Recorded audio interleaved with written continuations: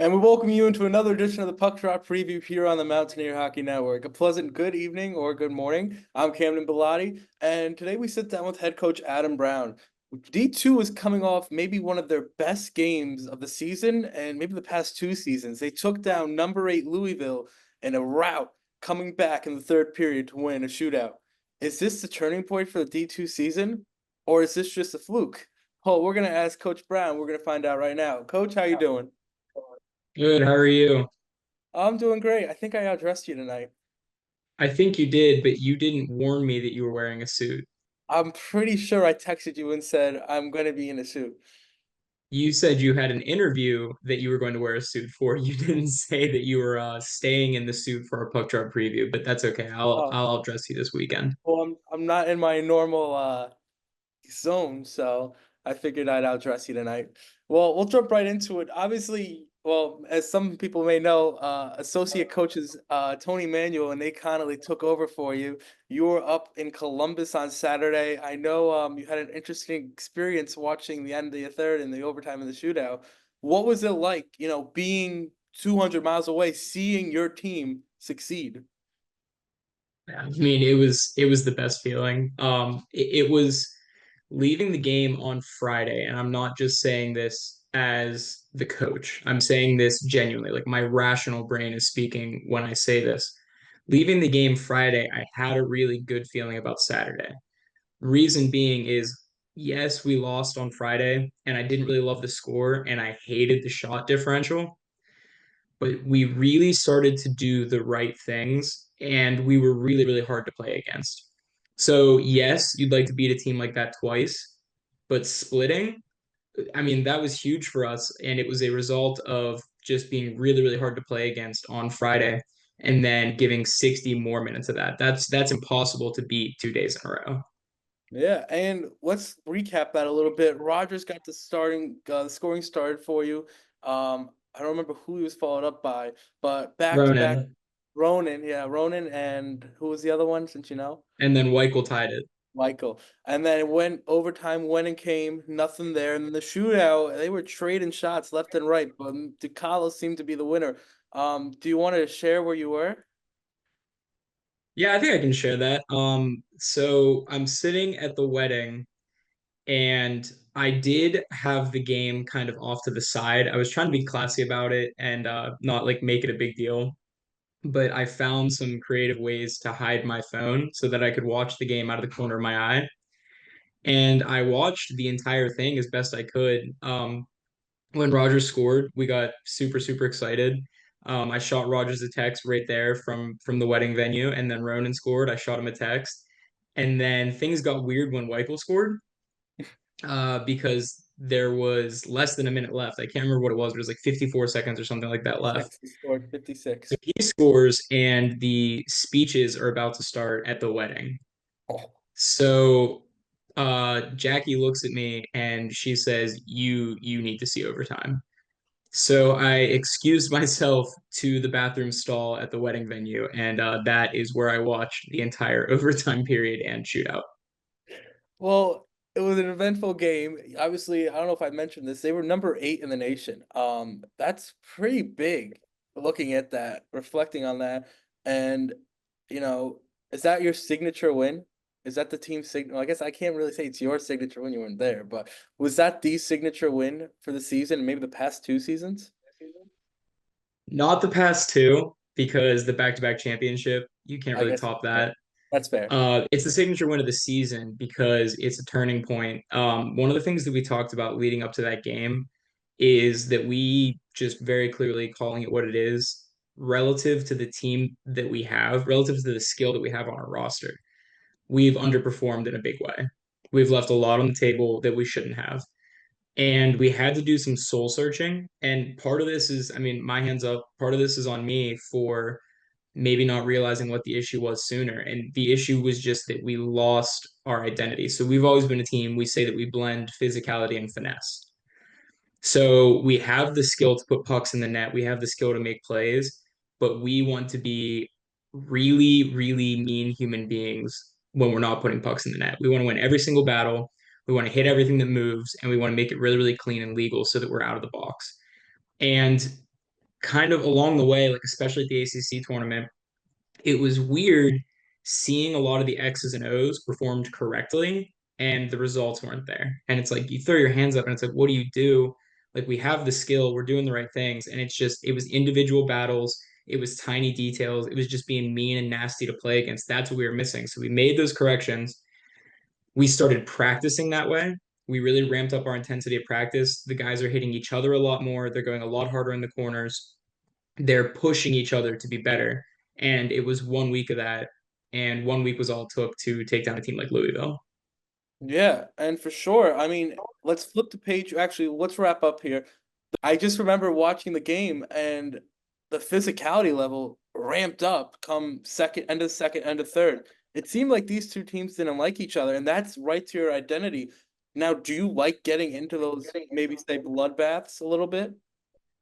Yeah, I mean, we I don't we see Louisville last year was the first time we ever saw them. I mean, since I've been here, so since any of the guys on the team have been here. And then, we saw them twice this year. We don't have any like strong feelings towards Louisville. What I want from our team is I want them to play like they hate every opponent, right? So I want to out hit everybody. I want to out mean everybody. And then if there is a situation where the officials allow something to turn into a bloodbath, I try to temper the guys from getting on the officials because we're winning that game. With the guys that I have on that team, they're big and they're strong and they have that finesse too.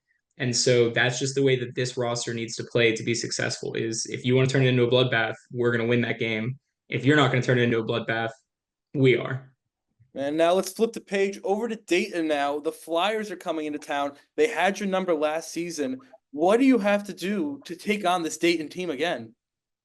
Dayton is going to be a really interesting team to play against because they don't exactly put a ton of wins in the win column. But what's interesting is if you look at their strength of schedule and the rankings, it is quite a bit higher than ours. The teams that they're around are some of the best teams in the nation, and they play those teams multiple times a year. So that means two things. Number one, there's nothing that we can throw at them that they're not going to be ready for. We can't, nothing's going to scare them. Good forwards, solid defense, good goaltending. Like they've seen all of those things. So there's nothing that we can throw at them to surprise them. The other thing is, being that they've seen such elite opponents to this point, they're also really hungry for wins. So they're going to see a team that is ranked a little bit closer to them. And that's not something that they're used to. They're going to see that team, and as a team, they're going to go, okay, this is an opportunity for us to put some wins in the win column, and they're going to scratch and claw, and they're going to do whatever they have to do to beat us and finally get some of those wins. And now picking up off of that, how do you, I mean, you come off a really good Louisville team to your point, but you also played a really good Ohio team to start the season. You know, you talk about that Dayton plays a hard schedule. I can kind of say you played a hard schedule too. Yeah, I'm glad that you pointed that out because that was genuinely my goal last season going into this season is I wanted the strength of schedule to get ramped way up. And that's going to mean that maybe we don't dominate like we're used to in years past, but it does mean that we're going to be much more prepared come playoff time because come playoff time, it's been iron sharpening iron this entire time. So that was by design, and I'm glad that you noticed. Of course, I noticed for you. And moving on now, you know, Dayton's style of play. What should we be expecting when fans and tune into the broadcast and in person? What should we see out of Dayton? You're going to see swagger. They're not going to freak out. They're not going to panic. Nothing's going to phase them because the teams that they have played before us, like I said, their whole season is just top tier teams. So you're going to see some swagger. And I think you're going to see a little bit of meanness. I think that we're going to see a game that looks a lot like Louisville last weekend because, like I said, they're going to be really, really desperate to finally start putting some W's in the win column. And they're going to play like it. Like they're coming ready to win two times because they did win two times last year when we were in their barn. Yeah, and what are the keys? How do you overcome it? You know, you overcame Louisville. How do you overcome maybe this tough challenge against Dayton now? We need to take the right things from the Louisville game. So we need to learn the lessons and realize, the things that worked are going to continue to work. So we need to continue to do them. And then other than that, we do need to forget about the Louisville thing. Like we need to move on to the next weekend. And if we do all of the good things that we did against Louisville, and we had a great practice Monday, if we have another great practice tonight, if everything just keeps clicking the way that it should with this team, I have the utmost confidence in the results this weekend. Yeah, and we probably won't talk again until after Christmas because I don't think you guys are home next or 2 weeks from now. Let's look ahead a little bit towards the end of the semester. From now to the end of the semester, you have a break now. Then I think you play one weekend series on the road Against Stevenson, yep. against Stevenson, and then you have a 3-4 week like idle time. How do you, as a coach, say, okay, we have 2 games now, a break, 2 games, and then even a bigger break? How do you keep them, I guess, mentally in the zone, physically in the zone, and how do you do that? I'm very happy with what I'm about to say. I'm not as worried about mentally in the zone as I am physically. So, like I said, it's the same deal with this weekend, right? We want to simultaneously forget about Louisville because we haven't won anything this weekend, and then we want to remember the things that worked. Well, we want to continue to do that against Dayton. We want to remember the things that worked and forget about the things that or and learn from the things that didn't. Then we're going to do it against Stevenson, and then I think during that month break, there's some like mental refreshing that happens. Like they do need to step away from the rink for a little bit. I think that when they come back, if we end this thing the way that we want to and kind of get on a little bit of a roll here, they're going to come back mentally ready to go. Physically, we'll see how physically ready they are to go, but I assure you, I have ways of getting them to making sure that they're physically ready to go at least by playoffs safely. Are one of those things considered bag skating? No, I don't think that I would beg them necessarily, but our practices just by design are really high tempo. And then it's practices through January are going to look a lot like practices through September and October with the intensity, with the amount of movement on the ice. In September and October, you're trying to get the X's and O's down, but you're also trying to get puck touches. So you're keeping everyone moving, like you're trying to get them ready in a hurry. Now they have the X's and O's down. I'm perfectly happy to get them moving again through January to get them back in shape. So I'm not worried about that. Yeah, and then as we wrap up here, what are you thankful for? What's your favorite Thanksgiving meal? I mean, obviously, I'm thankful for you and all the other coaches and this whole program for giving, this amazing opportunity to me every day and night, depending on how annoyed you sometimes make me. I love you at the end of the day. What's your favorite Thanksgiving meal? Favorite Thanksgiving meal. This is a weird one because I don't Oh, know a whole ton of things that do this, but and it's my favorite meal for we do it for every holiday. Back at my house, I loved stuffed mushrooms. Stuffed mushrooms are stuffed so I know mushrooms? get it. Stuffed mushrooms, That's a thing? so good, unbelievable.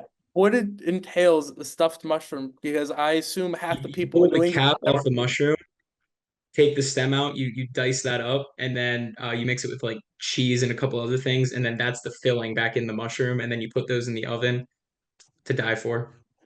Are you gonna make it for your team's Thanksgiving? No, I don't think that I'm not prepared for that. I'm gonna leave that one to my mom and grandma. I'm going to continue eating them. I'm not ready to prepare them. I won't match that, and it'll leave me disappointed. For Well, Teamsgiving, I'm not cooking. I'm bringing the water and Gatorade, so I'm making the guys do all the cooking. I think I saw Tony's bringing Coach water. Is that what I read? Coach's Waters. Oh, is that like a brand nowadays? Yeah, it's a brand of water. Oh, well, that'll wrap it up for us here. You could check out both games this weekend, Friday at 7:45 and Saturday at 3:45 on the Mountaineer Hockey Network.